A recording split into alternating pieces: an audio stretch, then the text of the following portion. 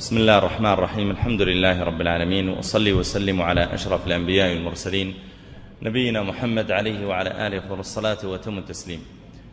أما بعد أيها الإخوة والأخوات، كنا وصلنا معكم حول الكلام حول شيء من أشراط الساعة، وانتهينا تقريبا من الكلام حول الأشراط الصغرى التي أخبر النبي صلى الله عليه وسلم بوقوعها.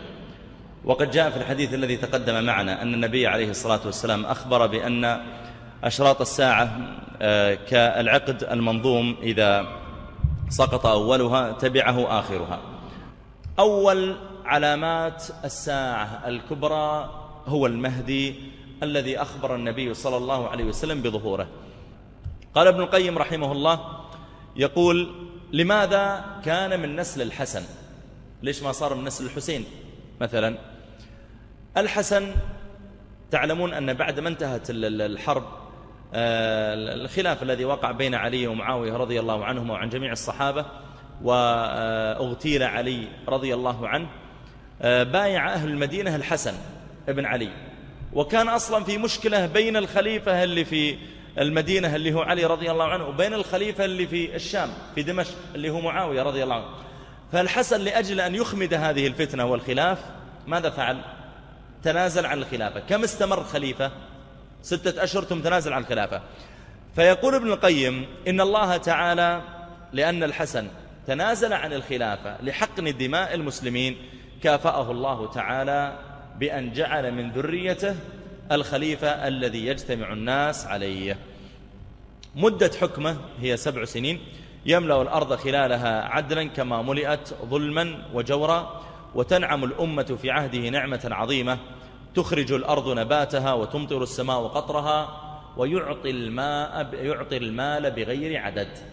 يعطي المال يعني يصير عنده أموال، يجيه واحد يقول عطني مال، ما يعد له، لا، يبدأ يحثو ويكب عليه، يحثو ويجعل في حجره أو في الذي معه. وسيأتي بعد قليل سياق الحديث في هذا.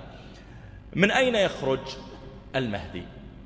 أهل العلم ذكروا أحاديث أن المهدي يأتي من قبل المشرق، من قبل المشرق. وإذا قيل المشرق عني به كل ما شرق المدينة، وشرق المدينة يشمل مثلا نجد، ويشمل المناطق الشرقية عندنا والبحرين وغيرها، ويشمل أيضا إذا قيل أرض المشرق ماذا يعنى بها؟ اتركك من جزيرة العرب، ماذا يعنى بها؟ ممكن الصين وخراسان، فارس اللي هي العراق، إيران، أفغانستان، الجمهوريات الاتحاد السوفيتي سابقا، شيشان، داغستان، أوزبكستان، باكستان، أيضا كشمير، الهند، هذه كلها اسمها المشرق. جاء في بعض الحديث أنه يخرج من المشرق، وجاء في أحاديث ثانية أنه يكون في المدينة، فيختلف 3 من أبناء الخلفاء على كنز سيأتي بعد قليل الكلام عليه، فيشتد خلافهم فيخرج من المدينة كلها، يخرج ويذهب إلى مكة. فإذا ذهب إلى مكة عرف الناس بأنه المهدي فيبايعون في مكة، فإذا بايعوه في مكة يأتي جيش من الشام يأتي لأجل قتاله، فيخسف بهذا الجيش الذي جاء من الشام. إذا خسف بهذا الجيش عرف الناس أن هذا المهدي، ما عاد فيه كلام، فيأتيه أبدال أهل الشام، ويأتيه ناس من العراق، وتأتيه رايات سود من قبل المشرق ينصرونه، وكل هذا سيأتي بعد قليل بيانه بالأحاديث. طيب، هذا الرجل من أهل السنة يأتي من قبل المشرق من يؤيده طبعا، وإلا هو ما يخرج من قبل المشرق. عند خروجه لا يكون لوحده، بل يؤيده الله بناس من قبل المشرق يأتون ويجاهدون في سبيل الله كما ورد بذلك الحديث. وقت خروجه متى يخرج يا جماعة؟ هل في وقت معين؟ يعني هل قال النبي صلى الله عليه وسلم يخرج مثلا الساعة 8 يوم الاثنين 25 مثلا 1425 مثلا؟ هل حدد التحديد؟ كيف أجل حدد؟ كيف أخبرنا متى بيطلع؟ لما تكثر الفتن ذكر لنا طبيعة معينة تكون عندها تكثر الفتن، مثل ما قال الرجل: يا رسول الله متى الساعة؟ ماذا قال له؟ إذا ضيعت الأمانة فانتظر الساعة. ذكر له صفة معينة، إذا أسد الأمر غيره انتظر الساعة. فأحيانا يسأل النبي صلى الله عليه وسلم عن وقت، ما يعطيك الوقت، يعطيك صفة معينة، إذا صارت خلاص ترى الساعة بتقوم. وقت خروجه عندما طبعا تكثر الفتن ويقتتل 3 من أولاد الخلفاء على كنز الكعبة، كلهم يريد الاستيلاء عليه ولا يكون لواحد منهم. من هم أولاد هالخلفاء؟ قد يراد به أولاد خلفاء سابقين، يعني هذا لما تنظر في نسبة تجد أنه ينتهي مثلا بالخليفة عثمان، تنظر في سنة هذا ينتهي في نسبه ينتهي إلى معاوية مثلا بن أبي سفيان، هذا ينتهي إلى خليفة ثالث مثلا من خلفاء بني أمية أو بني العباس مثلا. وقد يكون مراد يا جماعة بخليفة إيش؟ حاكم معين، يعني يكون إما يجتمعون عند الكعبة أو في غيرها. المهم أن يقع بين هؤلاء الثلاثة حرب، بين هؤلاء الثلاثة يقع فيها مقتلة عظيمة. عندها يخرج المهدي على الناس فيبايع له عند الكعبة. جاء في بعض الأحاديث ما ذكر قال كنز الكعبة، جاء في بعض الأحاديث قال يقتتل عند كنزكم هذا 3 خلفاء أبناء 3 رجال كلهم ابن خليفة، فيخرج المهدي. ما هذا الكنز؟ في كنز ذكرناه قبل من أشراط الساعة الصغرى يقتتل عليه الناس ولا ينجو من كل 100 إلا واحد، الذي عند نهر الفرات. وقيل إنه كنز تحت الكعبة، وقيل كنوز أخرى ذكرها بعض العلماء. قيل الكنز يعني الخلافة، أن كل واحد منهم يبغى يصير خليفة فيقتتل هؤلاء ال3. المهم أن المهدي إذا وقع الخلاف وصارت مثل الحرب الأهلية، الناس يا جماعة ما عندنا حاكم، ما عندنا خليفة، ما عندنا أحد يضبط أمورنا، أول ما يطلع المهدي يبايعه الناس جميعا، خاصة لما يقصف بالجيش. عن ثوبان رضي الله عنه قال يقتتل عند كنزكم 3 كلهم ابن خليفة ثم لا يصير إلى واحد منهم. الكنز تقدم أنه إما كنز الكعبة وقيل الملك وقيل كنز الفرات. قال ثم تطلع الرايات السود من قبل المشرق. ماذا تفعل الرايات السود إذا طلعت؟ تنصر المهدي، لأن المهدي يطلع لوحده. الآن أبناء خليفة، ما دام ابن خليفة ويقتتل معناه كل واحد عنده جيش، صح؟ ابن خليفة أكيد عنده جيش. فيقول النبي صلى الله عليه وسلم المهدي هذا لما يرى المشاكل يترك المدينة كلها لهم ويقبل إلى مكة. هؤلاء قد يختلفون في المدينة النبوية، وقد يكون المراد بقول النبي صلى الله عليه وسلم يقتتل في المدينة ليس المقصود المدينة هذه النبوية، لا، أي مدينة، مثل ما جاء في الحديث لما قال صلى الله عليه وسلم إن يجتمع اليهود في يجتمع الروم في مرج دابق، قال فيخرج عليهم جيش من المدينة. قال بعض العلماء ليس المقصود بالمدينة مدينة النبي صلى الله عليه وسلم، لأن جاء حديث أخرى أن النبي صلى الله عليه وسلم يقول والمدينة يومئذ خراب ليس فيها أحد، كل الناس طلعوا منها. قالوا طيب أي مدينة يا جماعة ما دام يقول بيخرج جيش من المدينة؟ طيب المدينة خراب، من وين يطلع؟ قالوا إذن يخرج من مدينة دمشق، هي أقرب مدينة إلى مرج دابق ممكن يخرج منها الجيش مثلا. خاصة جاء في أحاديث أن الطائفة المنصورة، الطائفة الناجية، لا تزال طائفة من أمتي ظاهرين على الحق. قيل وين؟ قال هم بالشام. جاءت أحاديث تعضد هذا.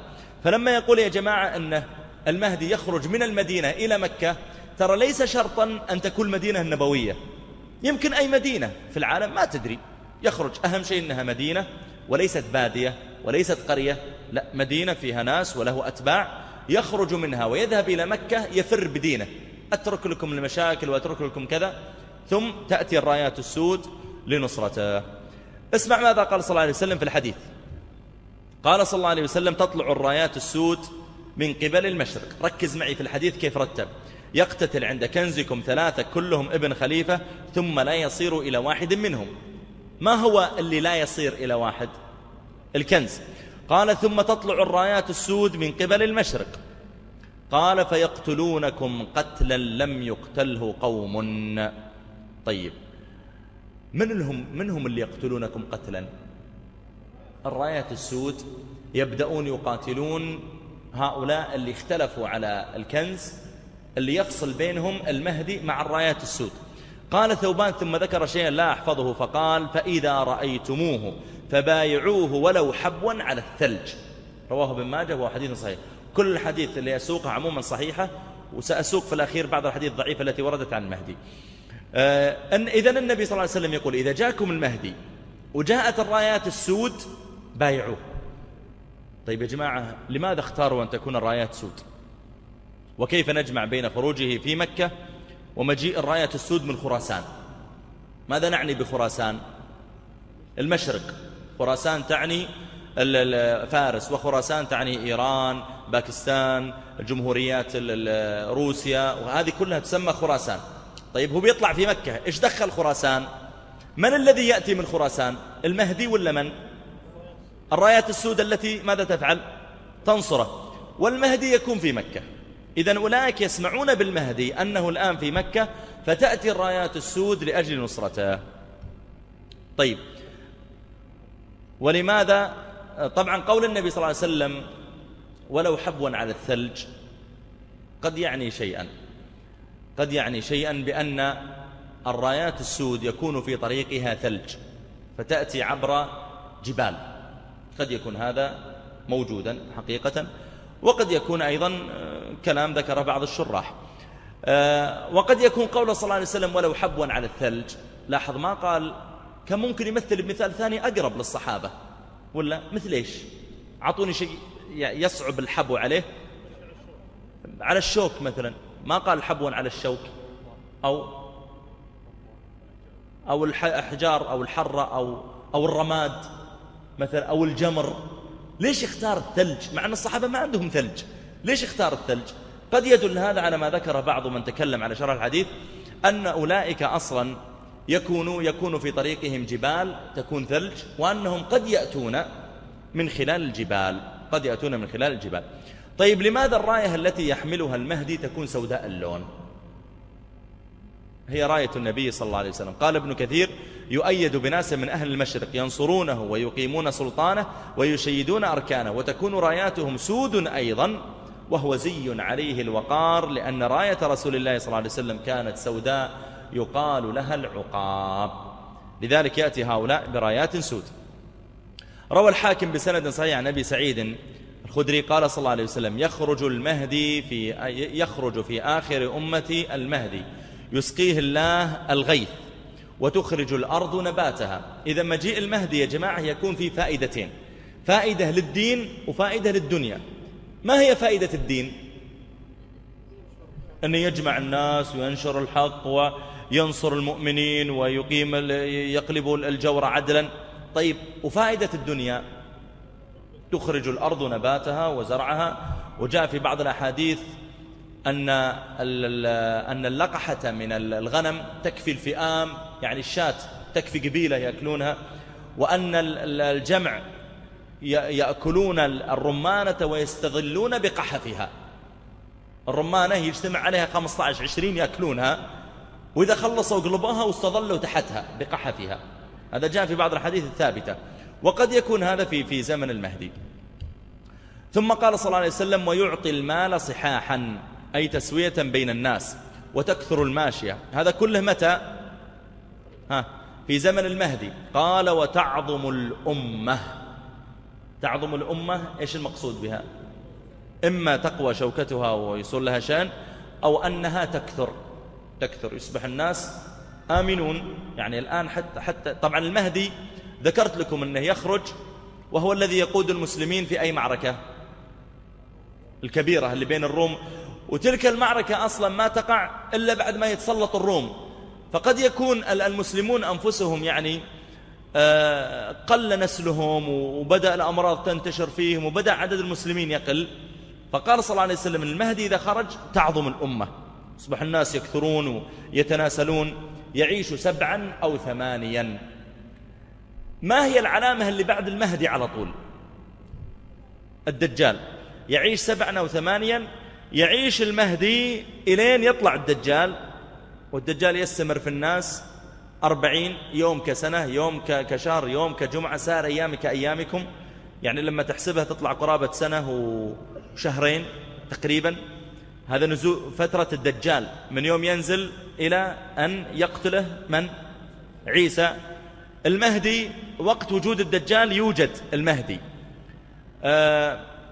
إلى أن ينزل عيسى ويقتل الدجال ويصلي وراء المهدي، يصلي وراء المهدي، مثل ما قال النبي صلى الله عليه وسلم في الحديث اللي بيأتي، قال إن ينزل عيسى بن مريم وأنتم قد أقمتوا الصلاة إمامكم منكم، فيأتي ليتأخر فيدفعه عيسى، يجعل يده بين كتفيه يقول صل أنت، إلى آخر الحديث سيأتي بيانه بعد قليل.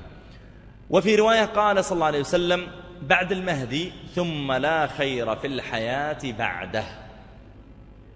الآن المهدي بينزل، يكون الناس في أمن، يطلع الدجال، يخرج عيسى عليه السلام يقتل الدجال، يعيش عيسى والمهدي سنوات مع بعض، طيب، ويكون الناس في أمن ورخاء يعني وأمور كلها طيبة، دين ودنيا. ثم بعد ذلك يموت عيسى عليه السلام ويموت المهدي، والذي يظهر من الحديث أن عيسى يموت قبل المهدي. ليش؟ لأنه إيش قال في الحديث؟ اقرأ الرواية. ثم لا خير في الحياة بعده. ما دام لا خير في الحياة بعده، ما دام عيسى موجود، كيف يقول لا خير في الحياة؟ أكيد أن عيسى يموت قبله، فيعيش المهدي ثم يموت. وهذا يدل أن بعد موت المهدي يظهر الشر والفتن مرة أخرى. وعن علي رضي الله عنه قال قال صلى الله عليه وسلم لو لم يبق من الدهر إلا يوم لبعث الله رجلا من أهل بيتي يملأها عدلا كما ملئت جورا. حديث أخرجه الإمام أحمد.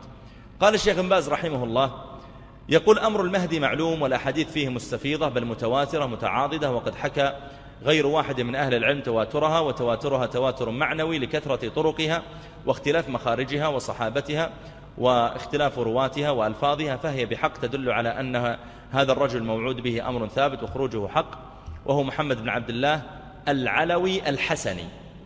العلوي نسبة إلى علي، والحسني لو كان نسبة إلى الحسين كان إيش يقول؟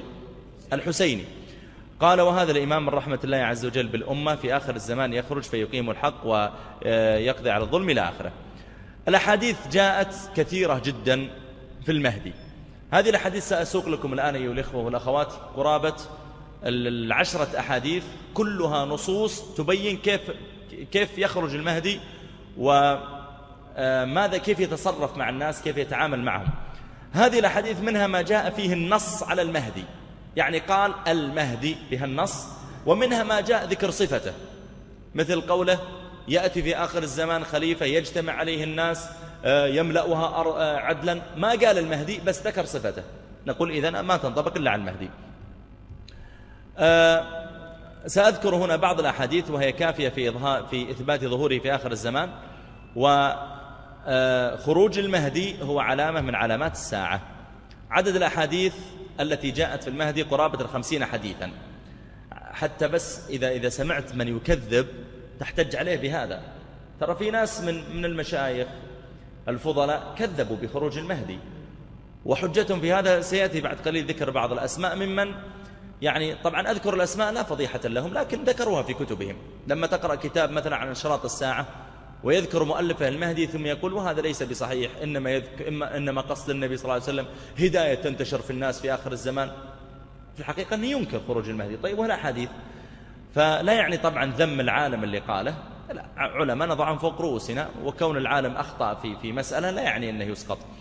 لكن أذكر هذا حتى تتأكد أنت أنه خارج، لأن الآن مع البلبلة اللي حدثت، وكل يوم فلان المهدي، لا فلان ليس المهدي، لا أنا رأيته، طيب عطونا صورته، طيب ما أدري إيش، حتى لما يخرج واحد ويعني يبالغ أو يفرط أو يفرط يقول لا أصلا ما في أحد اسمه مهدي، وهالكلام ما هو بصحيح، قال الشيخ فلان وفلان، تستطيع أنك ترد عليه تقول يا أخي فيه 50 حديث كلها وردت في المهدي، وآثار 28 أثر.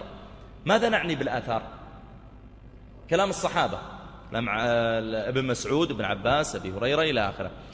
وذكر السفاريني وصديق حسن خان والحافظ الآبري أن أحاديث المهدي بلغت حد التواتر، وقد ذكر قبل قليل الشيخ بن باز أيضا أنها بلغت حد التواتر. أنكر بعض العلماء يعني خروج المهدي، ابن خلدون مثلا أو خلدون ذكر هذا في المقدمة، ذكر أن ما في أحد اسمه مهدي، وأن هذا كلام يعني ليس له حقيقة.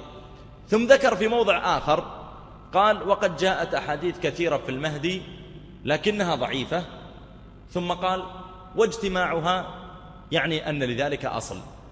إذن ابن خلدون ما هو بيجزم 100% أن ما له حقيقة، لأنه قال اجتماعه يعني أن لذلك أصل، أنه ممكن يخرج. الشيخ محمد رشيد رضا رحمه الله، أحمد أمير رحمه الله، الشيخ عبد الله بن زيد آل محمود قاضي قطر سابقا رحمه الله، محمد فريد وجدي ومجموعة أنكروا خروج المهدي. بل واحد ألف كتاب وقال أنا من ذرية الحسن بن علي، ولو خرج المهدي، وقال ولو خرج واحد من أبناء عمي كذا قال، وقال أنا المهدي لكنت أول من يكذبه ويقاتله. طيب ليش يا أخي؟ يعني ما دام الأحاديث ثابتة لماذا تنكر مثل هذا؟ طيب حجة هؤلاء قالوا أن أحاديث المهدي لم ترد في الصحيحين. طيب وكل أحاديث النبي صلى الله عليه وسلم وردت في الصحيحين. يعني عدد أحاديث البخاري من غير المكرر 2066، عدد أحاديث مسلم من غير المكرر 3033.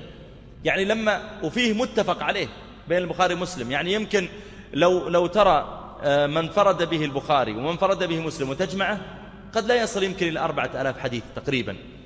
طيب هل هذا يعني كل أحاديث النبي صلى الله عليه وسلم في البخاري ومسلم؟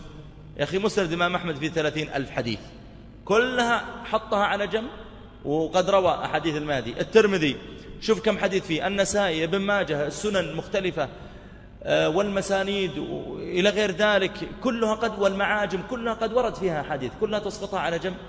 فالمقصود أن مسلم مثلا كان يقول أحفظ 100,000 حديث صحيح و200,000 حديث غير صحيح، ثم يقول منها 100,000 حديث الصحيح انتقيت صحيح مسلم، انتقى كتابه. طيب وهل إذا مسلم ذكر 3,000 حديث، طيب و97,000 حديث هذه وين؟ معقول المهدي ليس فيها؟ فنعني ليس شرطا أن تكون كل أحاديث الواردة جاءت في الصحيحين. كذلك قالوا لم يرد ذكره في القرآن. طيب وكل شيء الدجال ذكر في القرآن؟ ما ذكر. هل يعني أن احنا نكذب بها أيضا؟ النص على خروج الشمس من مشرقها جاء في القرآن؟ لا. قال يوم يأتي بعض آيات ربك لا ينفع نفسا إيمانها. قال بعض المفسرين المقصود بها الشمس خروجها من المشرق، لكن لا يعني أن جاء النص عليه. وكل شيء جماعة ما ورد في القرآن بنكذبه. قالوا لا، لأن شأنه عظيم فلا بد أن يذكر في القرآن. ليس كل شأن عظيم ذكره الله تعالى في القرآن. والنبي صلى الله عليه وسلم يقول ألا إني أوتيت القرآن وإيش ومثله معه. والله عز وجل ذكر قال أنه آتى نبيه الكتاب والحكمة، علمه الكتاب والحكمة، حكمة اللي هي السنة. وقالوا إنه لو فتح الباب، يعني لو قلنا في مهدي لفتحنا الباب لادعاء بعض الناس أنه المهدي. طيب بعض الناس ادعى أنه نبي، بعد ننكر النبوة؟ من الناس من ادعى أنه إله، فرعون قال أنا ربكم الأعلى، خلاص نقول ما في رب. يعني كل واحد ادعى شيء خطأ ننكر هالشيء، إلا نقول فيه مهدي واردة فيه أحاديث صحيحة. وكون بعض الناس ادعى وأخطأ لا يعني أننا ننكره. طيب أسوق لكم الآن الأحاديث التي وردت في المهدي، يعني تعالوا نقرأها ونشرح بعض الغريب من الألفاظ، ثم نأخذ يعني كيف سيكون خروجه وإيش قصة الراية السود هذه. عن أبي سعيد الخدري رضي الله تعالى عنه قال صلى الله عليه وسلم يخرج في آخر أمتي المهدي يسقيه الله الغيث. الغيث ما هو؟ المطر. لذلك قال بعده قال تخرج الأرض نباتها ويعطي المال صحاحا. إيش المقصود بصحاحا؟ لا، إذا من غير عدد جاء في الحديث الثاني قال بغير عدد. صحاحا إما بالتسوية وإما يعطي المال كاش. ما هو بيقول خلاص أنت خذ غنم وبعها، أنت عندنا ثياب خذها وبعها، لا، يعطيك كاش فلوس زين، إما ذهب وفضة وإما مال ورقي ما ندري. قال وتكثر الماشية وتعظم الأمة يعيش 7 أو 8 يعني حججا. والحديث أورده في مستدرك الحاكم وقال حديث صحيح الإسناد ولم يخرجه ووافقه الذهبي. الحديث الثاني عن أبي سعيد قال صلى الله عليه وسلم أبشركم بالمهدي يبعث على اختلاف من الناس وزلازل. إيش يعني باختلاف؟ ترى الأحاديث يفسر بعضها بعضا. إيش يعني باختلاف من الناس؟ فتن وإيش؟ لا، وش الحرب اللي بتقع؟ الثلاثة أبناء من أبناء خليفة يختلف. يعني إيش تتوقعون يعني بقوله اختلاف من الناس؟ أنها حرب إيش اسمها؟ أهلية. هذا مع أتباع وهذا مع أتباع وهذا مع أتباع، بحيث أن المهدي يضيق، لا نقدر نصلي في المساجد ولا نقدر نفعل شيء. يا جماعة إيش الحروب؟ أترك لكم هذا وأذهب إلى مكة. فإذا ذهب إلى مكة اجتمع الناس عليه ووقع ما وقع ما سيأتي. قال يبعث على اختلاف من الناس وزلازل، فيملأ الأرض قسطا وعدلا كما ملئت جورا وظلما، يرضى عنه سكن السماء وساكن الأرض. طيب، يقسم المال صحاحا، فقال له رجل: ما صحاحا؟ قال: بالسوية بين الناس. قال صلى الله عليه وسلم: ويملأ الله قلوب أمة محمد صلى الله عليه وسلم عدله، حتى يأمر مناديا فينادي فيقول. من اللي يأمر؟ المهدي يأمر منادي ينادي فيقول: من له في مال حاجة، من له في مال حاجة. يبدأ ينادي: اللي يبغى فلوس، اللي يبغى فلوس يا ناس، اللي يبغى مال. فما يقوم من الناس إلا رجل، فيقول: ائت السدان. من اللي يقول للثاني؟ المهدي يقول للرجل: تبغى فلوس؟ قال: نعم. قال: ائت السدان، يعني الخازن، فقل إن المهدي يأمرك أن تعطيني مالا. فيقول له: احثو. من اللي يقول للثاني احثو هنا؟ السدان يقول للرجل إذا وصله. أحيانا بعض الأحاديث يكون فيها لف يعني اختصار، مثل قول الله تعالى: وجاءت سيارة فأرسلوا واردهم فأدلى دلوه قال يا بشرى هذا غلام. اختصر، ما قال فأدلى دلوه فتعلق يوسف في الدلو ثم سحبه ثم لما رآه قال يا بشرى هذا غلام. لا، اختصار، خلاص معروف أنه فعل كذا وكذا. مثل لما أقول لواحد: رحت المسجد والقيت درسي ورجعت، اختصرت، ما قلت له ركبت سيارتي وبعدين وجدت موقف ووقفت بعدين جيت وجلست على الكرسي وشغلنا الميكروفون. أشياء معروفة ما يحتاج ذكرها. يقول الخازن لهذا الرجل: احثو، حتى إذا حجزه وأبرزه. يبدأ يحثو، الحثو يكون باليدين. يبدأ الرجل إيش يفعل؟ يجمع يجمع يجمع يجمع حتى إذا حجزه وأبرزه. طيب، ندم الرجل بعد ما يجمعه، ندم وقال: كنت أجشع أمة محمد صلى الله عليه وسلم نفسا أو عجز عني ما وسعهم. يعني كل الناس ولا واحد قال أبغى فلوس إلا أنا. ثم يترك المال. لما يجمعه بياخذه يبدأ يفكر: طيب كل الناس ما واحد قال أبغى فلوس إلا أنا طماع، تدري أبتركه. إذا تركه قال: فيرده فلا يقبل منه، فيقال له: خذه إنا لا نأخذ شيئا أعطينا. السدان هذا يقول له خذه، يقول ما أبغاه، يقول خذه ما دام ان احنا أعطيناك إياه لا يمكن يرجع إلى أموالنا أبدا من كثر المال. قال: فيكون كذلك 7 سنين أو 8 سنين أو 9 سنين. إيش اللي يكون كذلك؟ المهدي يكون كذلك، يعني يوزع الفلوس على الناس ويعدل بينهم. ثم لا خير في العيش بعده، أو قال: ثم لا خير في الحياة بعده. حديث صحيح. طيب، عن علي رضي الله عنه قال: قال صلى الله عليه وسلم: المهدي منا أهل البيت يصلحه الله في ليلة، كما في المسند بسند صحيح. وقول صلى الله عليه وسلم: يصلحه الله في ليلة، إيش معناه يا جماعة؟ هل معناه أنه يكون فاسق ويستقيم على الدين؟ طيب يا جماعة، لو قلت نعم، الآن الرجل سيصبح قائد على طول، صح؟ يعني الناس بيبايعونه ويصبح خليفة مباشرة، صح ولا لا؟ الخليفة لابد يكون يعرف يتكلم مع الناس، لابد يكون عنده علم حتى يقدر أنه يصلح بين الناس ويفض خصوماتهم. سيقود جيش عظيم يقاتل 960 ألف رومي، لابد يكون عنده قدرة على القتال. لو جايك واحد فاسق ويشرب خمر ويفعل معاصي ثم بات الليل وأصبح هو ملتزم، يصلح يصير قائد للناس؟ ما يصلح. لابد تطلب العلم. جاك ناس متخاصمين، جاك أنت الخليفة الآن، ما أنت بأي واحد. انظر ماذا قال النبي صلى الله عليه وسلم، قال: يصلحه الله في ليلة. معنى يصلحه في ليلة، لعل المراد بذلك أن الله يصلحه للخلافة، أي يهيئه للخلافة، زين، ويوفقه ويلهمه ويرشده بعد أن لم يكن كذلك. يعني هو كان يرى أنه رجل عادي، بعدين في الليل قاعد يفكر، قال: طيب يا جماعة، الآن إيش نهاية هالظلم اللي واقع؟ إيش نهاية هالفساد اللي واقع؟ الحرب الأهلية هذه إيش نهايتها؟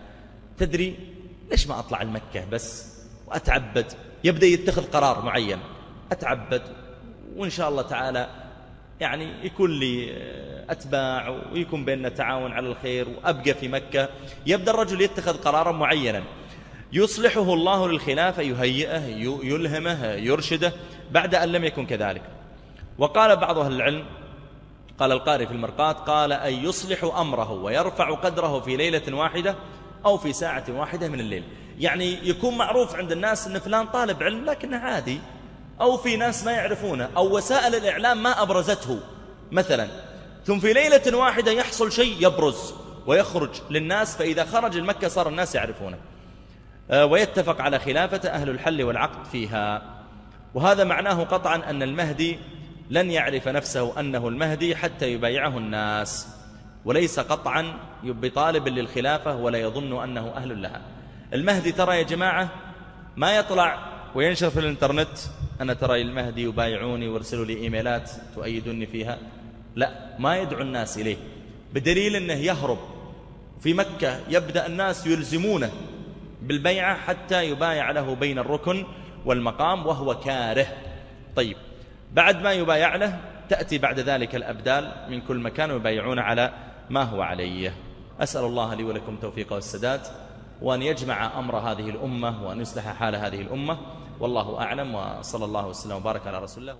أمر هذه الأمة وأن يصلح حال هذه الأمة، والله أعلم، وصلى الله وسلم وبارك على رسول الله.